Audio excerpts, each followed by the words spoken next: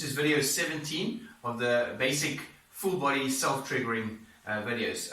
In video 17 we're going to focus on the bicep and the tricep, very important muscles. It's like I say with all the videos. So we're going to start with the bicep. Very important with the bicep, there's a lot of blood vessels, blood vessels everywhere, but I find in the bicep specifically, it has been known to happen, never with any of my clients, but I have heard of people self-triggering and breaking capillaries in their biceps. It's because they tend to push too hard and they tend to contract too hard with the muscle. So very important to keep it as relaxed as possible and not to push too hard.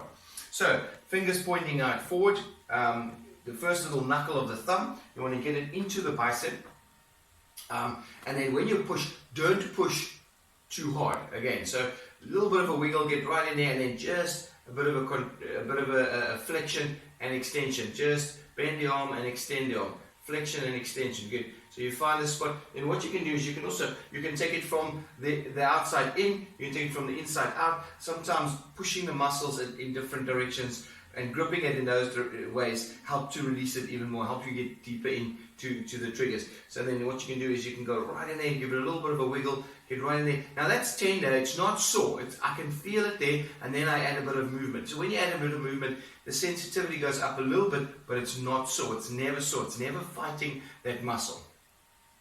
Great, that's the bicep.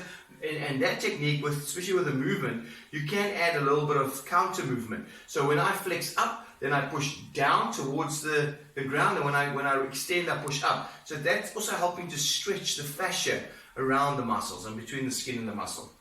Fantastic. That's bicep. Tricep, very important, as they all are. With the tricep, instead of using the thumb, because it's awkward to get the thumb there, I use the four fingers. So you grab hold of the muscle there. Again, you're putting a little bit around you. Remember, always the base. Always make sure your knees are bent to protect your joints. You don't want to put too much pressure on your joints. And then you just grab the muscle and do the extension. So flexion and extension again. Again, you can go from the inside out or from the outside in. And then you can also work it a little bit. What you can then do is you can just trigger all over there. Like that, just all over the muscle, and then when you get into a nice spot, that's a good little spot, then you can add a little bit of movement. Fantastic. Now, what you also can do is you can use tools like hockey balls, cricket balls, things like that. I just need to get my assistant. Joshua, can you just pass me the towel with the ball in and the one cricket ball for me, please? And I'll grab this. So foam rolling is one of the things that you can use.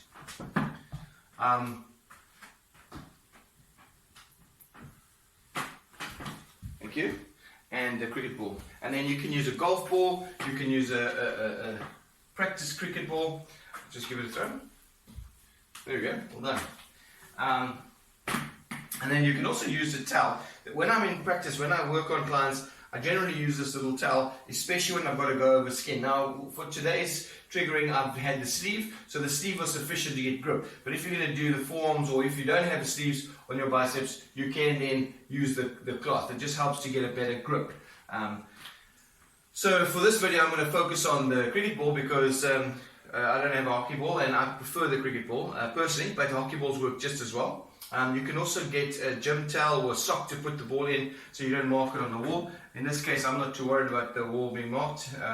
It'll be a DIY job later to repaint. So what you're going to do is you're going to put the ball against the wall. So the ball is against the wall, and then you're going to put the ball into the bicep muscle, and then you can roll it like that.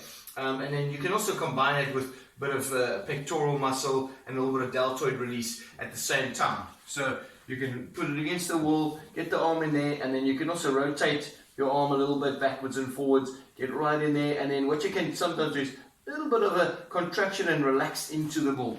So a little bit of contraction and relax into the ball.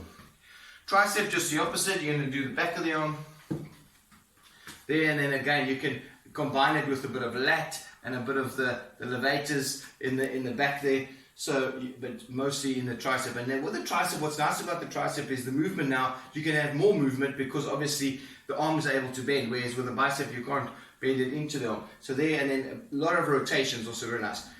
Very important not to push too hard. You're not fighting the muscle.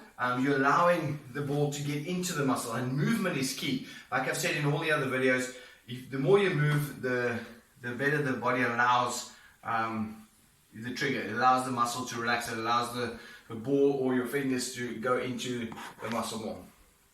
Well, enjoy that, and thanks for watching.